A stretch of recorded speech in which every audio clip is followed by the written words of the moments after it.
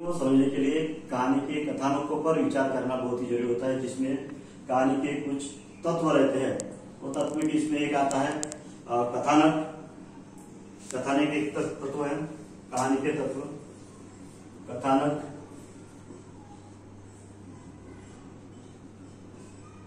दूसरा है कथोपकथन। तीसरा तत्व आता है देश काल और वातावरण।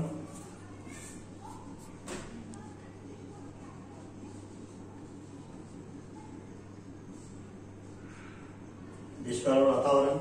तीसरा आता है उद्देश्य और चौथा आता है भाषा शैली।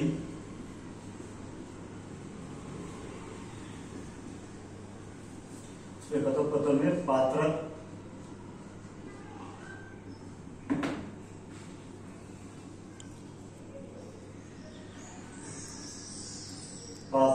चरित्र चित्र, पात्रों का चरित्र चित्र ये एक आता है। तो ऐसे 5 चित्र रहते हैं। तो इसमें प्रमुख पात्र जो है सिद्धेश्वरी है, जो इस पाठ की नायिका है। और ये नायिका जो है ऐसी नायिका है जो खुद त्याग करती है, समर्पण करती है, परिश्रम करती है, लोगों को जुड़ाने का अपने इसमें प्रयास करती है। इसके अगर लिया जाए तो इसके अपने बच्चों को लालन पालन अच्छे से करती है, पति की सेवा करती है, पति की इज्जत करती है, अपना दुख दर्द जो है और किसी के साथ में बोल नहीं पाती है, डरी सहमी रहती है, घर की परिस्थिति को देखकर मजबूर रहती है।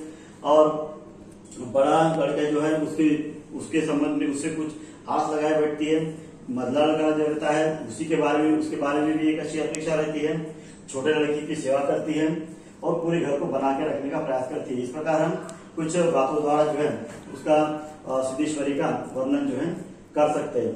दूसरा कहानी का तत्व जो आता है जिसको हम देखते हैं कि चरित्र पात्र और चरित्र चित्र हम देखते हैं। कथानक तो पहले हुआ है, उसके बाद में देश काल और वातावरण। तो देश काल और वातावरण ऐसा है कि ये कहानी जो 1950 के आसपास लिखी गई है, जिसमें 1950 के आसपास ऐसा वातावरण था कि हमारा देश जो है स्वतंत्र हुआ था और स्वतंत्र हो जाने के बाद में ऐसी एक परिस्थिति हो चुकी थी कि देश के लोग जो है अपना विकास करने के लिए आगे बढ़ रहे थे। तो ऐसे इसमें देश में बहुत ही गरीब परिस्थिति जो थी उसका भी वातावरण बनाया गया है और एक आजादी का स्वतंत्रता का भी वातावरण था। एक लोग अपने विकास के लिए आगे बढ़ने का प्रयास कर रहे थे। इस प्रकार हम देश का और वातावरण का के संबंध में देख सकते हैं। और एक मध्यम वर्गीय या एकदम दरिद्र परिवार के संबंध में, मध्यम वर्गीय नहीं पर दरिद्र परिवार के संबंध में ले सकते हैं। कहानी का उद्देश्य है कि हमको कहानी के द्वारा लेकर यह बताना चाहता है कि गरीब दरिद्र परिवार के लोग किस प्रकार से जीवन यापन करते हैं, किस प्रकार का भोजन करते हैं, किस प्रकार से वो रहते हैं और किस प्रकार से उनका जीवनचर्या चलते रहती है, यह सब बताने का प्रयास किया है। प्रत्येक परिवार के सदस्यों के बारे में बताने का प्रयास किया है। इन्होंने सिद्धेश्वरी का एक कुटुंब की नायिका के रूप में दिया गया है, जो गरीबी में अपने सेवा के द्वारा, त्याग के द्वारा, परिश्रम के द्वारा, अपने मेहनत के द्वारा जो है घर को संभाल कर रखती है। मुंशी चंद्रिका प्रसाद जो रहता है वह जैसे इसके द्वारा उन्हें बताने का प्रयास किया है उद्देश्यों द्वारा कि कैसे व्यक्ति जो है घर के लिए बाहर जाकर जो पैसे कमाकर लाने का प्रयास करता है उसी लिए उसके क्या क्या करना पड़ता है। और बड़ा लड़का रहने के बाद में बड़ा लड़का कैसे अपनी जिम्मेदारी संभालता है, ये भी बताने का प्रयास जो है उन्होंने किया है। तो कुल मिलाकर यह बताने का प्रयास किया कि इतने सब सारे सदस्य रहने के बावजूद भी घर का भोजन जो है किस प्रकार का है। भोजन के संबंध में बताया गया है कि अधपकी रोटी है जो खाने लायक नहीं, कोई खा नहीं सकता है। इसके संबंध में मजरा लड़का कहता है कि ये माँ तूने रोटी कैसी बनाई है, खा नहीं पाता, खा नहीं सकता हूँ। पनियाई दाल यानी दाल में पानी भरा हुआ है, जिसे हम सहजता से दाल भी नहीं कह सकते। एक चने की तरकारी है जो सिर्फ तने को भूंज कर दिया गई है, ऐसी है रहती है। और जब पति रामचंद्र जब आते हैं तो वह जो है वो भी रोटी खा नहीं पाते और एक रोटी खाने के लिए जब लड़की सिद्धेश्वरी जब जीत करती है तो वह नहीं बोलता है और 1.5 रोटी खाता है और फिर बोलता है अगर कुछ चाहिए गुड़ अगर होगा तो 2 करके फिर गुड़ मांगता है। तो इस प्रकार से कुल मिलाकर दोपहर के भोजन के संबंध में एक व्यंग्यात्मक रूप में कहा गया कि दोपहर का भोजन एक सामान्य परिवार के इसमें कैसा रहता है जिसे आसानी से सहजता से कोई खा भी नहीं सकता है। और भाषा शैली ऐसी है कि भाषा शैली के संबंध में अगर हम देखते हैं तो भाषा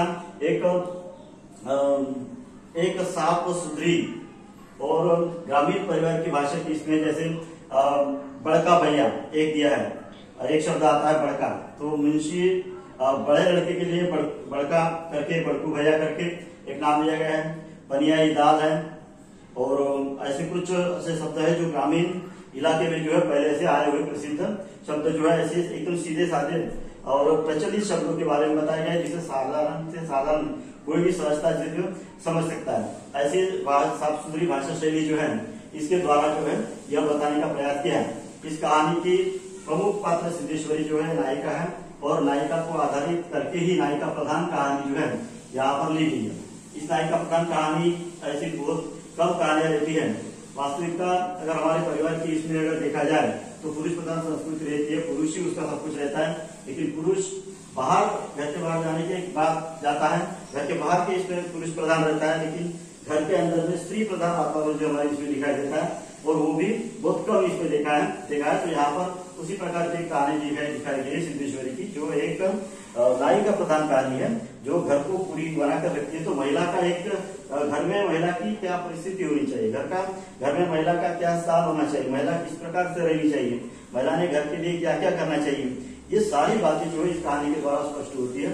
और एक क्या बोलते हैं इसको आदर्श महिला का रूप जो है यहाँ पर दिया गया है, यानी इतने गरीब से गरीब परिस्थिति में रहते हुए, गरीब परिस्थिति रहते हुए भी किस प्रकार से आदर्श वातावरण जो है उन्होंने अपने घर में जो है किया है। अब घर का वर्णन अगर ऐसा है तो सारा घर मक्खियों से भन भरा था। आंगन की अलगनी पर एक गंदी साड़ी टंगी थी, जिसमें टेबल लगे हुए थे, यानी जिगर लगे थे, छोटे छोटे टुकड़े टुकड़े के इसमें सिए हुए थे।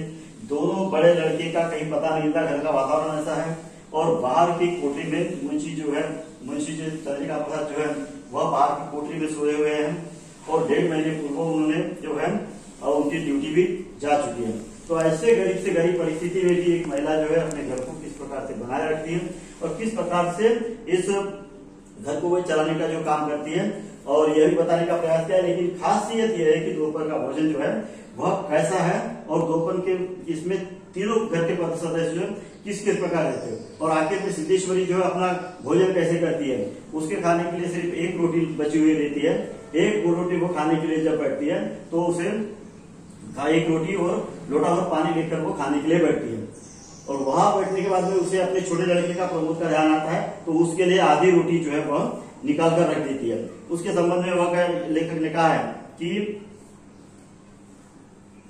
एक रोटी का टुकड़ा जो होता है, एक प्रमोद की आगाने के बाद उसके 2 टुकड़े कर देती है, और तदुपरांत 1 लोटा पानी लेकर वो खाने बैठ जाती है। उसने अपना पहला ग्लास मुंह में रखा, और तब न मालूम कहां से उसके आंखों में टपटप पानी वाले, यानी खाना खाते वक्त इन लोगों को खुशी होनी चाहिए, लेकिन उसके इसमें जो है खाना खाने के बाद आधी रोटी के द्वारा जो है वो खाती है। यानी ऐसी उसकी परिस्थिति दोपहर का भोजन है। वो 12 बजे तक जब उसको पहले इसमें कहानी की शुरुआत में बताया गया कि 12 बजे तक उसके पेट में अन्न का एक विदाना लगता है। प्यास लगती है तो पानी पीने के लिए उसको फुर्सत नहीं थी। जब वो पानी पीती है, याद आती है उसे पानी पीने की, तो पानी पीती है।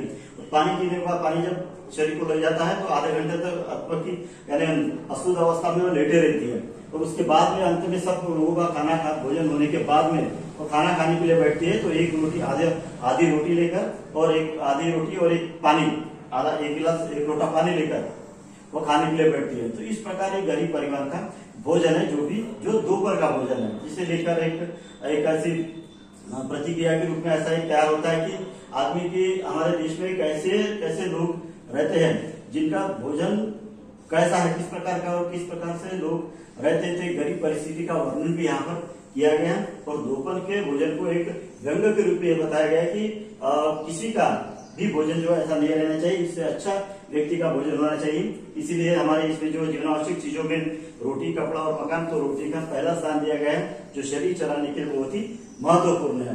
तो दोपहर का भोजन बहुत ही एक व्यंग्य के रूप में जो हमारे सामने अमरकांत जी ने लाया है, जो किसी के नसीब में ऐसा नहीं होना चाहिए, सबको अच्छा भोजन मिलना चाहिए। इस प्रकार से एक आशा के रूप में भी हम इस कहानी को ले सकते हैं।